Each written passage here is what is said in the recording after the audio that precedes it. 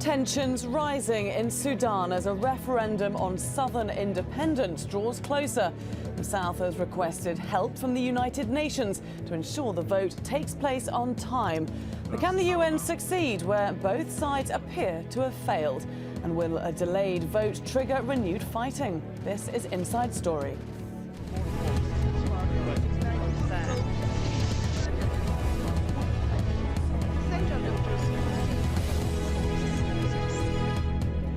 Hello and welcome to the programme. I'm Laura Kyle. It was just 5 years ago that Sudan ended Africa's longest-running civil war, one that lasted 2 decades and took the lives of 2 million people. The South wanting to separate from the North. The conflict ended in a peace deal which promised a referendum on southern independence to be held in January 2011. So, less than 3 months to go, and there's a lot of uncertainty over whether Sudan will be ready for this vote and what will happen if it's not held. With fears growing that the country will descend back into civil war, the United Nations is planning to redeploy peacekeeping forces from the south to what it's calling hotspots along the line that divides the two sides. The Sudanese army has warned against the move, saying it's illegal and a sign of either ignorance or interference. Imran Khan has more. The prospect of war in Sudan is moving higher up the agenda of the United Nations. It comes as fears that one controversial referendum to decide on whether the nation should be split into two, north and south, could miss its January 2011 deadline. Another plebiscite on the future of the oil-rich Abyei region cannot take place on time, according to the north, and that's led to the south demanding a UN buffer zone in the middle of the country. The UN says it's prepared to move troops to sensitive regions in the south, but that hasn't satisfied leaders there. Susan Rice, the US ambassador to the UN, voiced the concerns of President Salva Kiir, the leader of the semi-autonomous South. President Kiir also warned that he fears the North may be preparing for war and may be moving troops southwards. He stated that the South proposes a UN-administered buffer zone spanning 10 miles to the north and south of the border, in which no troops would be present. Despite the fact that the government hasn't officially responded to the request, a number of Sudanese officials made it clear that such a request would not be approved by the Khartoum government. Rice then voiced her own concerns that such a buffer zone was even plausible. Everybody. I think most council members are skeptical, to say the least, of the feasibility of a force that could line the entirety of the border. The troops don't exist. It couldn't be constituted quickly enough, but there is a serious discussion of alternative models that might focus on those areas along the border that are most vulnerable or at high risk of violence, and where civilians may be most at risk. Tensions between the North and the South have risen because of fears of a delay in the referendum that decides the future of Abyei. That's due to take place January 2011, and Abyei is in the middle of Sudan. It has oil. Both North and South lay claim to the territory. A second plebiscite will decide whether the South breaks away or not. If that's delayed, it could once again mean war. Imran Khan for Inside Story. Well, to discuss this issue further, we're joined by our guests in Khartoum, Atam Garang, Deputy Speaker of Sudan's National Assembly, also a senior leader of the SPLM, that's the Sudan People's Liberation Movement. Also in Khartoum, Safwat Fanos, Professor of Political Science at Khartoum University. And in London, Sudan expert Edward Thomas. Gentlemen, thank you all for being here. Safwat Fanos, if I could start with you. We heard there in that report Susan Rice saying that President Kiir fears the North may be preparing for war, is moving troops south. Is there any truth to this? Military activities in the north are secretive, so we cannot confirm whether the reports about troops moving to the south, to the borders, are true or not. As for the North preparing for war, I think this is extremely difficult. The ruling party in the North doesn't want war to come back. It will lose tremendously if war comes back. It has signed a peace agreement with the SPLM. It has always sorted out to solve its problems with the SPLM through negotiations, through bargaining, through compromise, rather than through the bullet or through the fire. So there is, and I must say that the same spirit is also found among the leadership of the SPLM. Everyone wants peace in Sudan. People are tired of war. People are convinced that war cannot be won by either side. At least this is the conviction in the North. We have fought, or the North have fought for more than 40 consecutive years, and no one can win this war. So it has to be a political settlement. This was what have reached, what have been agreed upon at Naifasha, and the transitional period have went peacefully up to now. And as I said, there is no reason why it cannot be completed in a peaceful way. Okay, Atem Gareng, the word from the North, it doesn't want war. Why would Salva Kiir suggest that it does? Well, the indications here in the Sudan show that the North is preparing for war, as it was stated by many leaders from the National Congress Party. Mustafa Osman Ismail, who is an advisor to the president on foreign affairs issues, has declared in 2 locations in eastern Sudan that the youth, the young people of the North, must prepare themselves for the coming war. And we don't see another war around Sudan except the one in the south. And therefore, and also the movement of the troops during the last 5 to 6 months has indicated that the North is preparing for war. And this is why they would not like the referendum to take place in time, as well as Abyei referendum also should not take place in time. And if the source opted for any other option, then they are ready, they are prepared. So we have indications that the North is preparing for the war. Well, the UN certainly does seem to be taking your concerns seriously enough. It has said that it will redeploy peacekeeping troops to what it's calling hotspots. Are you satisfied with this? Well, the UN, we suggested to the United Nations Security Council that visited Southern Sudan recently that we would like to have a buffer zone, a demilitarized area between the North and the South, so that we avoid war, because in the South we have experienced war for at least 50 years. We are not interested in any war, and therefore, if the North refused this, then on our border, we are ready to deploy the UN troops there. Safwat Fenos, what's your thoughts on these deployments of peacekeeping troops to hotspots? Well, first of all, the accusation that the North wants to go to war, to achieve what? No one in the North now wants to keep the South part of the Sudan by force. This is the conviction among the public opinion, among all the political parties. The Sudanese army will never go and fight in the South again. This point must be very clear. Now, the deployment of the forces. The United States, unfortunately, is not a neutral arbitrator between the North and the South. The United States have always taken the side of the South, the SPLM, against the North. So what is the idea of the deployment of these troops?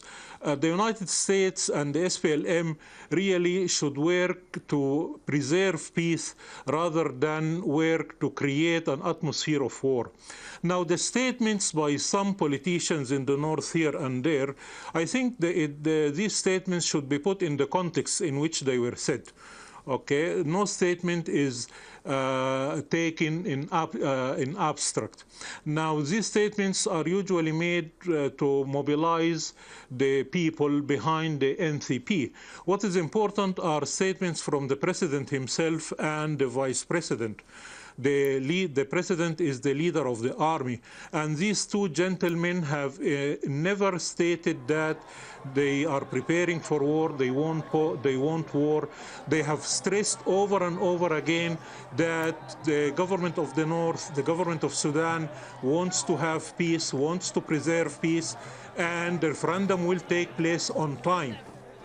OK, let's bring in Edward Thomas here, because we've got both sides insisting they don't want war, insisting that the other side is building up militarily along the line of division. How do you see this situation? Well, I think that there certainly have been a number of worrying indications, some of which Mr.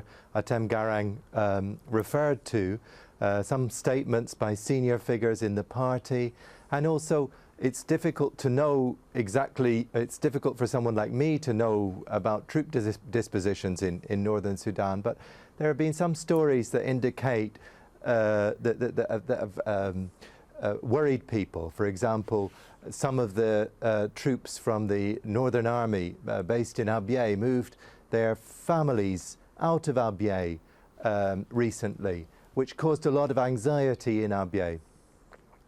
But at the same time, I think what Dr. Fanous was saying regarding the statements of the president is very important. The top leaderships have made some mature statements in the last few days indicating that they want the referendum to go ahead in a peaceful way. And I think it's very important to bear in mind that Sudanese politics has a long tradition of brinkmanship, which is sometimes difficult for outsiders to understand.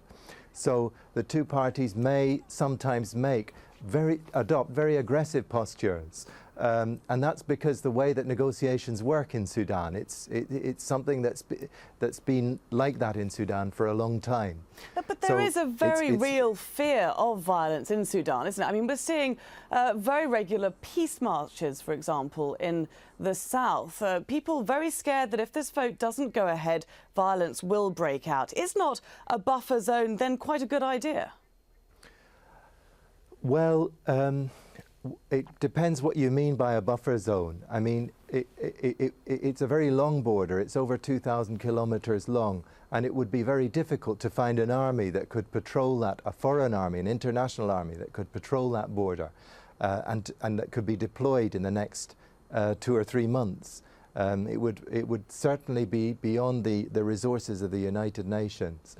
I think that what's being proposed by the UN is not really a buffer zone, but additional attention within the existing mandates to areas where there's a likelihood or a possibility of a flare-up. And I think that would be a good idea. I think that people across the whole of Sudan, but especially people in the south, very many of them have a deep commitment towards peace. It's very welcome to see these peace marches, I think. But they're also worried that I think probably many people in the south would be worried that the UN can't do very much to protect them within its existing resources. There are powerful armies in Sudan. There is air power in Sudan. The UN does not have air power in Sudan, and it couldn't really do very much in a sustained attack. So yes, it would be good for the UN to be beefing up its ability to protect civilians at the moment. It would be good if it responded to those calls from the Southern Sudanese leadership. But at the same time, there's not so much that can be achieved. OK, Safwat Fanous, if I could bring you back in here, because a lot of these fears of violence centre around whether or not the vote is actually going to take place in January.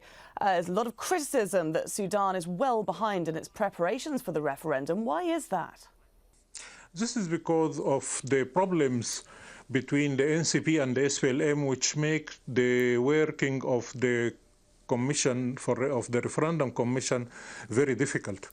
It took the Referendum Commission more than 2 months to agree on naming the Secretary General of the Commission, because every time a person is nominated, one side or the other opposes it. So the whole atmosphere of the referendum is negatively affected by the power struggle between the NCP and the SPLM. Every side tried to maximize its gains at the expense of the other side. Now, if this atmosphere continued, then there are big fears that the Referendum Commission may not be able to do its work smoothly on time. Now, one cannot accuse one side and not the other side. I think both parties shoulder the responsibility for this negative political atmosphere surrounding the whole issue of the referendum for the South self-determination. Now, the referendum of Abyei is a more complicated issue, and again, it has to do with the two partners. It has to do with defining who has the right to vote other than the Denkanok tribe. The National Assembly couldn't sort this out. They left it for the commission of the Abyei referendum. There is difficulty, disagreement between the two partners, the NCP and SPLM, to form the commission for the Abyei referendum, precisely because of this difficulty that I has mentioned. Does the Miseria people who have lived in Abyei for more than hundreds of years have the right to vote on the future of Abyei, or it is only Denkanok and some other residents who don't really belong to the Miseria tribe? Now, the Miseria have threatened that if they were excluded from determining the future of Abyei, then their livelihood is going to be destroyed, and for them, death or dying can come either by depriving them from having access to their land in Abyei or by fighting to preserve their rights. So really the issue of the Miseria rights have to be looked at more carefully by the SPLM and by the United States and the United Nations, the international community. Okay, Atem Garang, you cannot have what responsibility, sorry for jumping in there, but I just want to get an idea from Atem Garang the extent the SPLM takes responsibility for these delays, especially when we are looking at Abyei.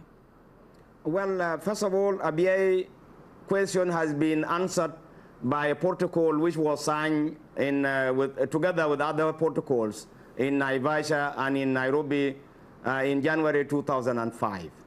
It's very clear. There are 3 articles which are very clear. One article is defining what is Abyei, the area of Abyei, and it is very clear. It is stating that Abyei, it is the area which was transferred administratively to Kordofan province in 1905.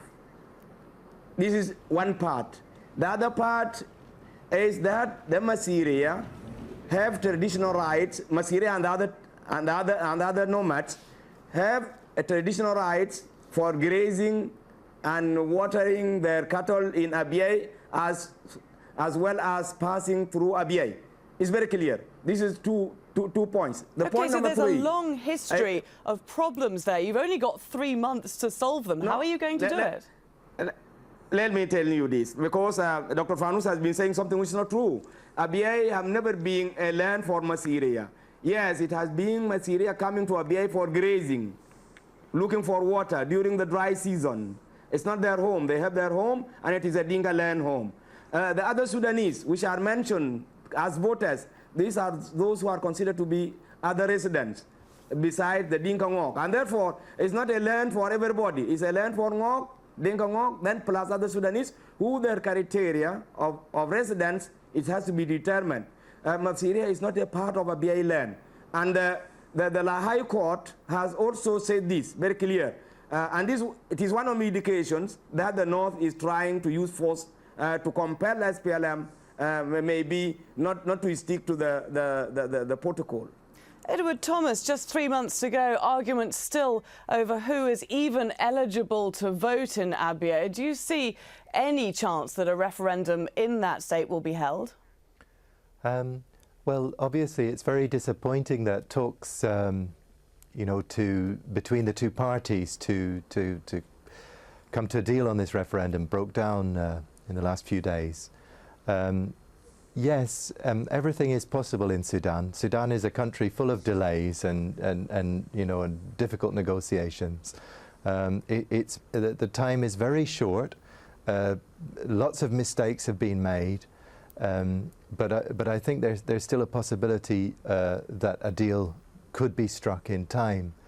I think this will present a lot of problems for the NCP, though, because in some respects the problems go back to the fact that the NCP used Misriya groups extensively during the civil war in southern Sudan, and really I don't think has come up with an agenda for their future, and that has made very many Misriya people feel extremely anxious about these rights which Mr. Garang said that they have in Abyei, which are secondary rights. They are not ownership rights, but they are rights to grazing and rights to travel. It's difficult when people think that their whole country might change, a new jurisdiction might appear, for them to see how their rights will be upheld. And I think it is possible for those rights to be upheld. I think the SPLM has made a lot of statements about how it will uphold those rights. But the NCP needs to get Misriya groups on board and needs to give them an agenda for their future. I think that's why Misriya groups can get very anxious about what's going to happen in that part of the world. And any indication how the Abyei people might vote? Well, again, this goes down to the vexed question of eligibility. Many opportunities to resolve this question were passed up. There were long delays in the adoption of the law on the referendum, and the law itself, which came in at the end of last year, on the last day of last year, did not resolve that issue. So if the referenda eligibility is extended really just to the Ngok Dinka people, who are the historical residents of that territory, many people would say that they will vote overwhelmingly to join southern Sudan. But if eligibility is extended to some sections of the Misriya, the Misriya is a complex group. It's not necessarily a homogeneous group. In some ways, it only really came into existence as a group in the 20th century. Okay. If some of those people have sorry to interrupt, we are running out of time. I just want to give the last word to Safwat Fanos, because this referendum is due in 3 months. What hope do you have that the country as a whole can hold these 2 votes and can get through it peacefully? I think the referendum for the South, if the NCP and the SPLM don't create problems for the Commission, can go on, although the timing has to be amended one way or another, either by just ignoring the timing schedule in the law or amending the law itself, and this is not a big issue. I think both parties can accept the result of the referendum, especially that all indications show that it will go in favor of secession. Now, on the issue of Abyei, the whole thorny issue come back to the Misriya. And my question to Mr. Atem Garang and also to Mr. Edward, put yourself in the place of the Misriya. Yes, the High Court and the SPLM are repeating that the grazing rights of the Misriya will be respected. But if Abyei is part of a new independent state, and if the relationship between the 2 countries for one reason or another became unfriendly, then the Misriya may have a problem crossing the so-called new borders to continue grazing. And without access to this grazing land, their cows will die, and therefore their whole life will be destroyed. And this is why the Misriya are not a puppet of the NCP. The Misriya are really defending their own interest. Certainly plenty more to discuss. Apologies, gentlemen, we are out of time. It will have to wait for another day. But I'd like to thank you all very much for joining us.